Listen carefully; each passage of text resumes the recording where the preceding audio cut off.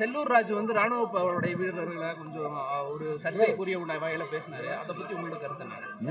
இல்லை, ராணுவ வீரர்களுக்கு மதிப்பளிப்பதில் எந்த மாற்று கருத்து யாரும் இல்லை. அவங்களுக்கு முக்கியத்துவம் கொடுக்க கூடாது, பிரதமர்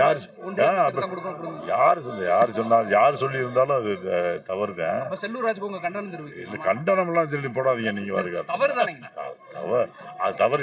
எந்த அர்த்தத்துல சொன்னாருன்னு தெரியல. அவரை பாராட்டுறதுன்னு நினைச்சுக்கிட்டு இப்படி சொல்லிட்டாரோன்னு தெரியல. அதுல இன்னைக்கு நம்ம உயிரை கொடுத்து தியாகிகளா இருந்து நம்ம இன்னைக்கு நம்ம நாட்டு மக்களை பாதுகாத்துக்கிட்டு இருக்கிறது, எதிரிகளிலிருந்து காப்பாற்றுறதே அவங்க தியாகிகள் தான். அவங்கள ஒவ்வொருத்தருக்கும் நம்ம எந்த அளவுக்கு மரியாதை செலுத்துகிறோமோ, எந்த அளவுக்கு அவர்களை மதிக்கிறோமோ, அந்த அளவுக்கு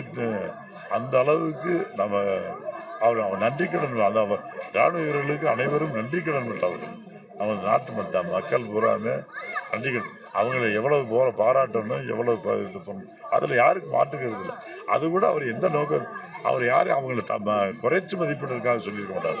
அவரையும் பாராட்டணும்னு நினைச்சிட்டு அப்படி சொல்லியிருப்பார். பாஜக தலைவர்கள் அப்படி பாராட்டணும்னு ஏதாவது அவசியம் இருக்கு அதிமுக?